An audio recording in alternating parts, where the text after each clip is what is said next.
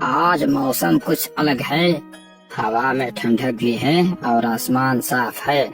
आज का दिन मछलियाँ पकड़ने के लिए बढ़िया है। बस भगवान से यही दुआ है कि आज कुछ बड़ी मछलियाँ हाथ लग जाए।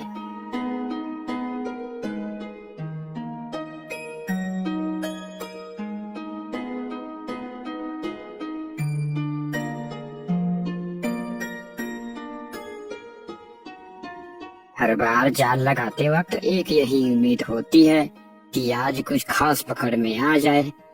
आज तो आसमान भी कुछ और ही कह रहा है। देखते हैं कल क्या मिलता है। बंसी जाल बिछाकर किनारे आता है और एक पेड़ के नीचे बैठ जाता है। जाल तो लग गई, अब रात भर इंतजार करना होगा। अगर किस्मत ने साथ दिया तो सुबह मछलियों से भरी टोकरी घर लेकर जाऊंगा। मालती भी खुश हो जाएगी और कुछ पैसे भी मिल जाएंगे। धीरे धीरे रात गहरी होती गई और बंसी अपने जाल की रखवाली करते हुए सो गया।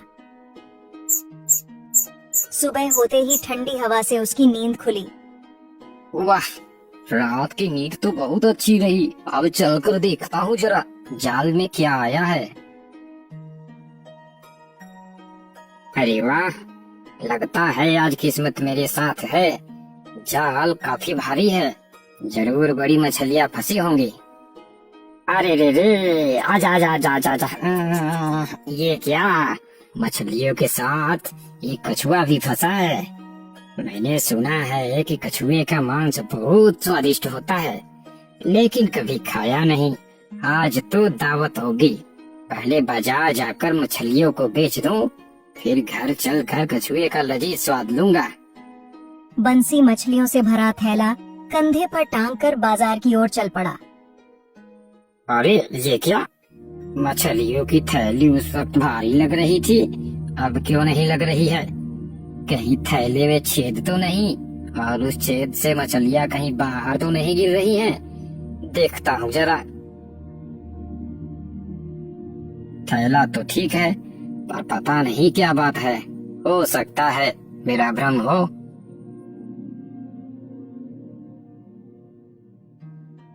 अरे बंसी भाई, आज क्या लाए हो? इस बार सुना है नदी में बड़ी बड़ी मछलियाँ दिखाई दे रही हैं। भाई आज किस्मत अच्छी थी, कई तरह की बड़ी बड़ी मछलियाँ पकड़ी है मैंने। और हाँ, एक खास बात बताओ, जाल में एक कछुआ भी फंसा है। अरे वाह भाई, सुना है कि उसका मांस बड़ा स्वादिष्ट होता है, तो आज तुम्हारे घर दावत है। सही कहा।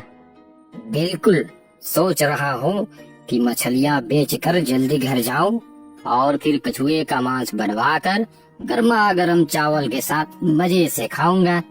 अरे वाह, तो आज कछुआ और चावल, वाह वाह वाह वाह वाह वाह। फिर ठीक है, सारी मछलियाँ इस बोरे पर निकालो जरा, फिर मैं कुछ अच्छा दाम तय करता हूँ। हाँ हाँ, ये लो। अरे बंसी, ये क्या, मछलियाँ कहाँ हैं? अरे, जब मैंने थैली भरी थी तो मछलियाँ भरी पड़ी थी। इतनी सारी मछलियाँ अचानक कहाँ गायब हो गई? ये क्या मजाक है बंसी? थैली तो खाली है, ये झूठी बातें क्यों बना रहे हो? अरे नहीं नहीं, यकीन करो, थैली मछलियों से भरी हुई थी। ये अचानक कैसे गायब हो गई, मुझे तो कुछ समझ में नहीं आ रहा है। अरे तुमने खुद ही थैली खोली और मछलियाँ गायब हो गईं? बेकार की बातें मत करो और मेरा समय खराब मत करो। जाओ जाओ, अपने मछलियों का जादू कहीं और दिखाओ।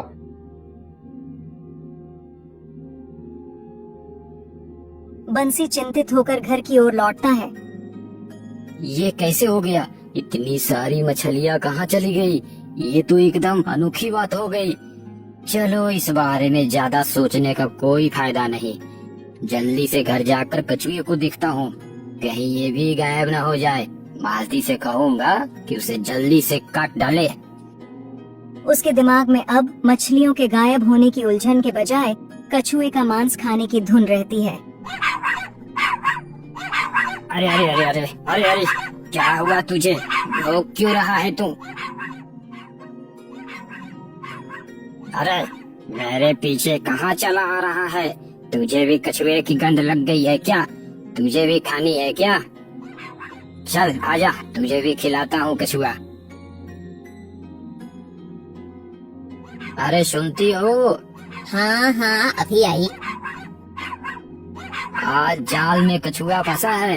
कछुए का मांस कभी खाया नहीं, जरा मजेदार पकाओ तो इसे, आज मजे से खाऊंगा। बस कुछ कम बाकी है, इन्हें खत्म करके अभी रसोई पकाती हूँ। लेकिन ये कुत्ता आपके पीछे क्यों चला आया, बताइए तो। पता नहीं, शायद इसे भी कछुए की गंध लग गई हो। इसे भी कुछ दे देना, खुद ब खुद चला जाएगा। अच्छा सुनो, मैं खेत में जाकर फसल देकर आता हूँ। कछुए की थैली यहीं पर रखी है मैंने।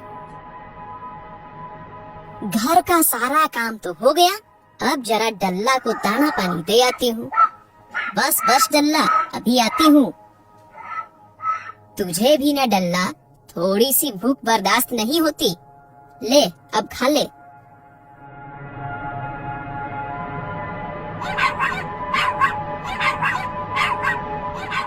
ये कुत्ता भी न जब से आया है भूखे जा रहा है। अब तू भौंकना बंद करेगा या मार खाएगा, बता।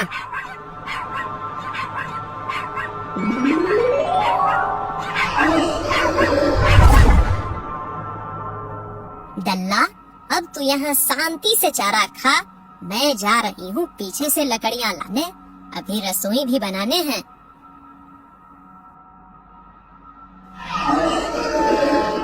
क्या हुआ डल्ला, अब तूने क्यों चिल्लाना शुरू कर दिया? अरे ये डल्ला इस तरह से क्यों चिल्ला रहा है, जाकर देखती हूँ जरा।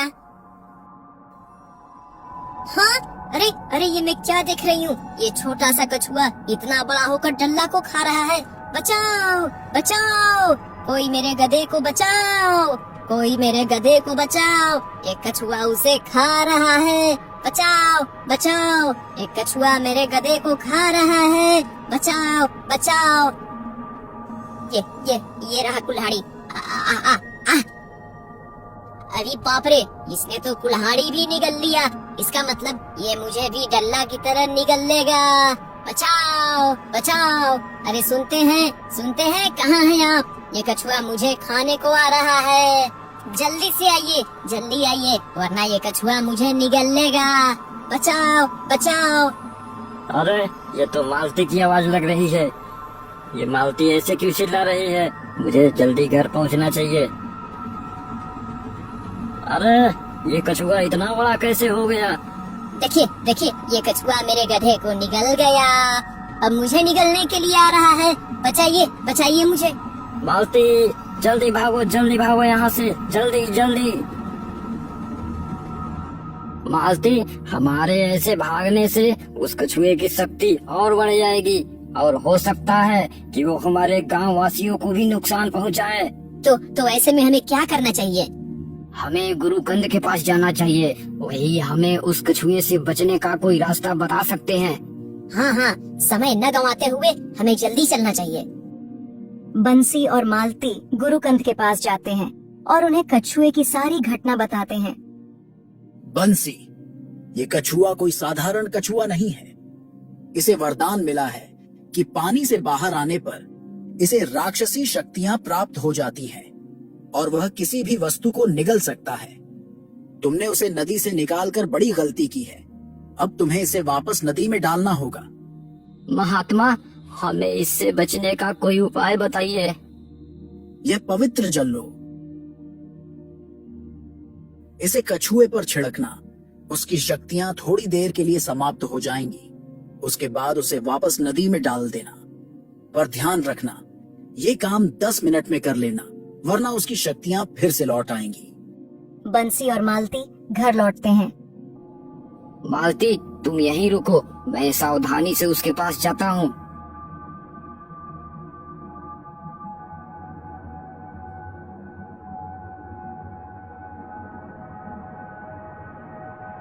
मालती जल्दी करो, जल्दी से थैला लाओ, जल्दी जल्दी। हाँ हाँ, ये लीजिए। मालती, समय बहुत कम है, इससे पहले कि ये फिर से शक्तिशाली हो जाए, इसे मैं नदी में फेंक आता हूँ। बंसी थैला लिए नदी की तरफ तेजी से बढ़ने लगा। नदी वहां से काफी दूर थी। तभी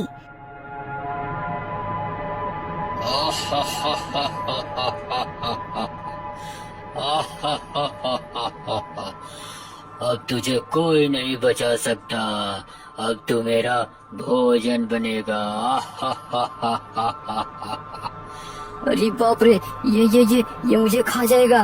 क्या करूं क्या करूं क्या करूं? अगर किसी तरह मैं इसे नदी में पहुंचा दूं तो इसकी शक्ति खत्म हो जाएगी।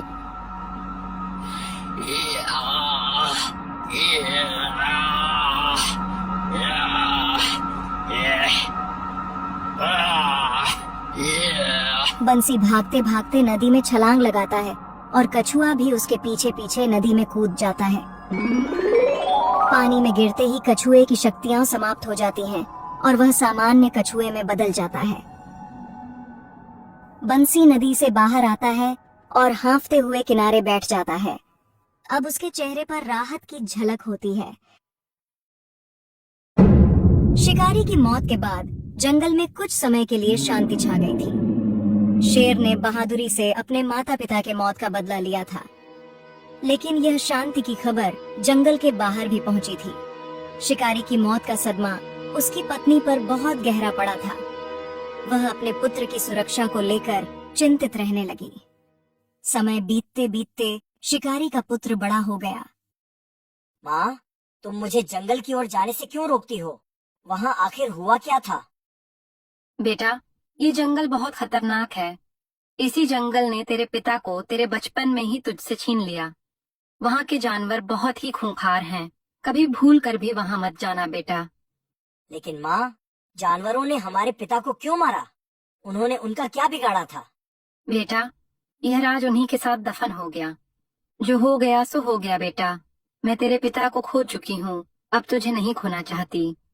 तू वादा कर कि तू कभी जंगल की ओर नहीं जाएगा। नहीं माँ, मैं कायर की तरह हाथ पर हाथ रखकर नहीं बैठूंगा।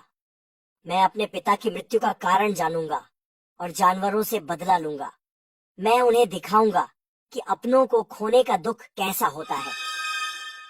शिकारी का बेटा अपने पिता की मौत का कारण सुनकर आग बबूला हो गया। वह पूरी तैयारी के साथ जंगल में जाने का निश्चय किया। बेटा, तू अभी बहुत छोटा है। ये सब आसान नहीं है।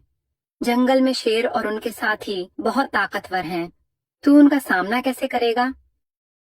मुझे परवाह नहीं। मैं हर हाल में पता लगाऊंगा कि मेरे पिताजी की मौत का जिम्मेदार कौन है और दोषी को उनकी करतूतों की सजा जरूर दूंगा। ऐसा बोल शिकारी का बेटा जंगल की ओर रवाना होता है। वह जंगल में पहुंचकर वहां के जानवरों से सवाल करता है। क्या तुम मुझे बता सकते हो कि कुछ समय पहले इस जंगल में किसी इंसान और जानवरों के बीच कोई घटना घटित हुई थी? उस दिन क्या हुआ था?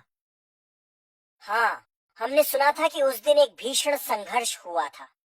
शिकारी ने जंगल पर हमला किया था और शेर ने हमारी रक्षा के लिए लड़ाई की थी।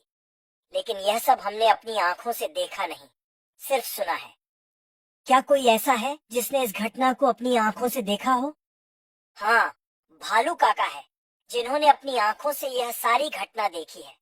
मैं तुम्हें उनके पास लेके चल सकता हूँ। शिकारी का बेटा जंगल के गवाहों से जानकारी जुटाता है और हिरण के साथ भालू के पास जाता है, जो शेर और शिकारी की लड़ाई को जीवित देख चुका होता है। वहां पहुंचकर शिकारी के बेटे ने भालू से भी वही सवाल किया। हाँ, उस दिन हमने देखा कि शेर शिकारी के खिलाफ डटा हुआ था। शिकारी ने बहुत सारे जानवरों को नुकसान पहुंचाया। शेर के क्रोध के सामने शिकारी टिक नहीं पाया और उसे अपने प्राणों से हाथ धोना पड़ा। परंतु यह सब तुम क्यों पूछ रहे हो? मैं उसी शिकारी का पुत्र हूँ जिसे शेर ने निर्दयता पूर्वक मार डाला था।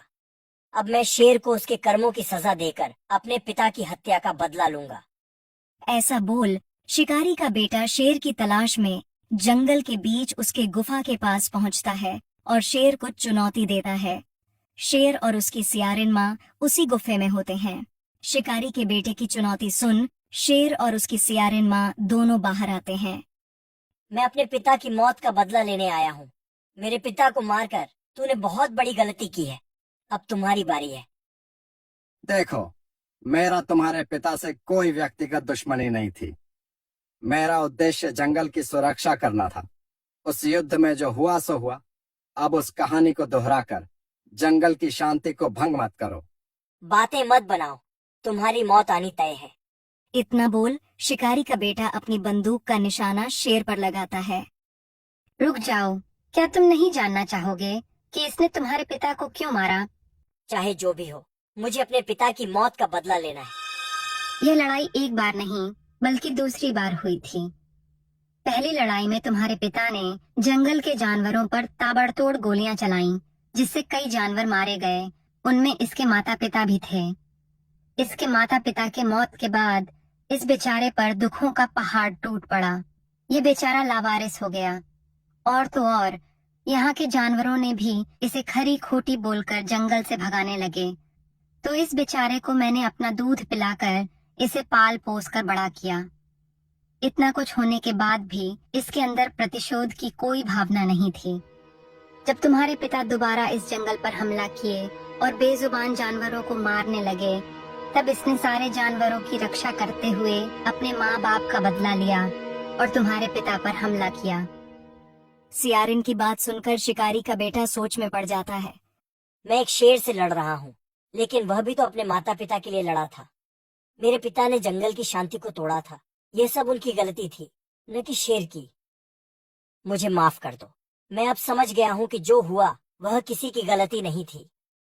मेरे पिता ने खुद को और दूसरों को नुकसान पहुंचाया और शेर ने जंगल की रक्षा की। मैं अब इस शांति को फिर से स्थापित करने की कोशिश करूंगा। तुम्हारी अच्छाई देखकर हमें खुशी हुई। अब हम मिलकर एक ऐसी दुनिया बनाएंगे जहाँ सभी प्राणियों को सुरक्षा और शांति मिल सके। तुम्हारी समझदारी और हिम्मत के लिए धन्यवाद। हम सभी मिलकर समाज की भलाई और एकता के लिए काम करेंगे। शिकारी का बेटा घर वापस आता है और अपनी माँ से मिलता है। बेटा, तुम लौट आए। क्या सब कुछ ठीक है? माँ, सब कुछ ठीक है। मैंने सब कुछ समझ लिया है। हमें अतीत को भुलाकर एक नई शुरुआत करनी चाहिए।